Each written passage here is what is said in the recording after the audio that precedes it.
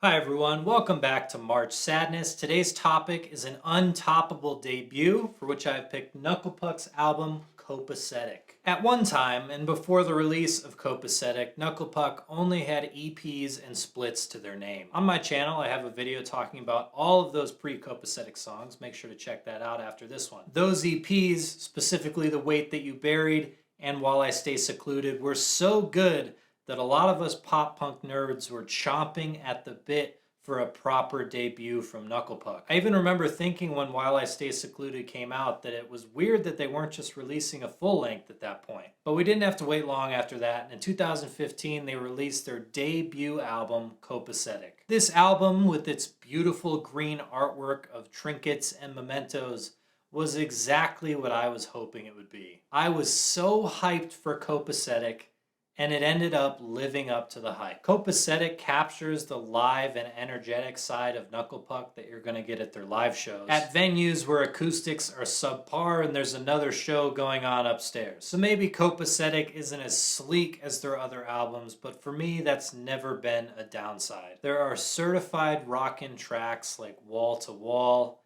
Disdain, and of course, Pretense. But it's the stripped down tracks like Ponder, In Your Crosshairs, and Untitled that end up being my favorites on Copacetic. Too often the obligatory acoustic track is some love ballad, and I was pleasantly surprised when none of them were that. The guitars mixed with Joe's voice here are the ultimate Knucklepuck sound in my opinion.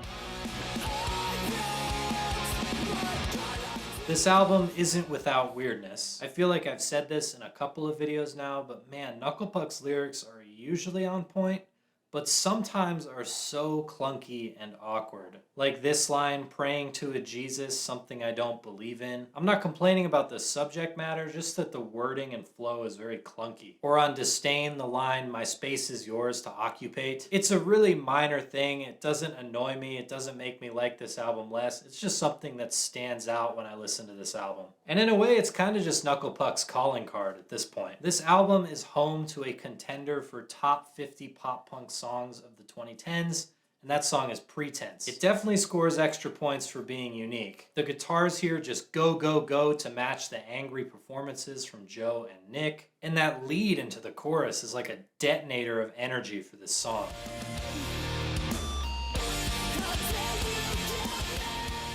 But it's over in the blink of an eye, and the only thing that it makes sense to follow Pretense with is the exact opposite song in terms of energy, with Untitled. This song is like a sister track to Neck Deep's December with equal but opposite lyrics, and now these songs have choruses that are iconic for both bands. The instrumental outro on Untitled feels a little out of place on this album and the genre. I've heard stories about bands having contractual obligations for album length, so I wonder if that's why we have this really long outro on Untitled. But it's still a cool instrumental, even if it's just the same thing constantly on loop with tiny iterations each time. I mentioned before that I think this album lived up to the hype that I had set for it prior to its release, but over time I find that I still like the old EPs just a little bit more. I hope this video has made it clear though that I still love Copacetic, and I have some love for their other albums like Shapeshifter in 2020 and Losing What We Love too. I just love Knucklepuck.